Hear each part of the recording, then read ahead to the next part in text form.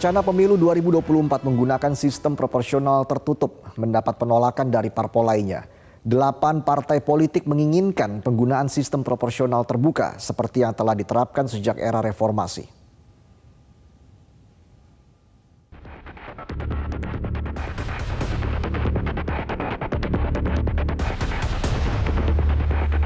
Delapan partai politik menolak penerapan sistem proporsional tertutup di pemilu 2024. Mereka menginginkan pemilu menggunakan sistem proporsional terbuka seperti diterapkan di pemilu 2009, pemilu 2014, dan pemilu 2019.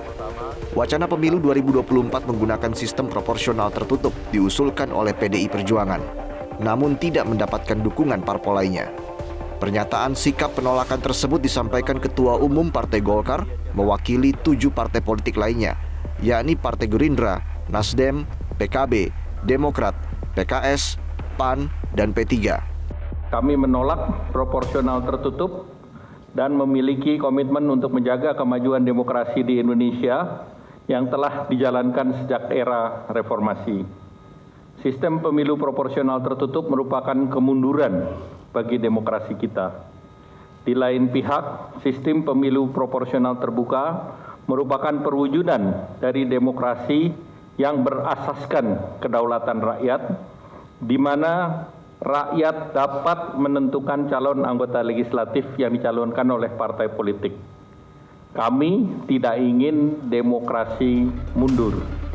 Secara sederhana, sistem proporsional terbuka mensyaratkan pemilih untuk mencoblos partai dan nama caleg yang akan dipilihnya di DPR. Sebaliknya, dengan sistem proporsional tertutup, pemilih cukup mencoblos partai.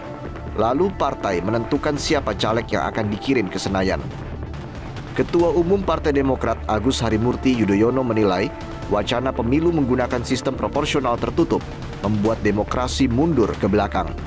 Menurut AHY, sistem ini membuat rakyat tidak mengenal siapa caleg yang akan mewakilinya di DPR. Saya hanya ingin menggarisbawahi secara sederhana. Yang pertama, jangan sampai ada hak rakyat dalam kehidupan demokrasi ini yang dirampas. Jika terjadi sistem pemilu tertutup, maka rakyat tidak bisa memilih secara langsung wakil-wakil rakyatnya. Padahal kita ingin semua menggunakan haknya dan tidak seperti membeli kucing dalam karung. Dan tentu kita berharap pada saatnya para wakil rakyat dan pemimpin yang terpilih benar-benar yang bisa membawa perubahan dan perbaikan. Wakil Ketua Umum Partai Nasdem, Ahmad Ali, mengatakan sistem yang dijalankan saat ini adalah proporsional terbuka dan bukan proporsional tertutup. Maka KPU harus konsisten menerapkan aturan yang berlaku.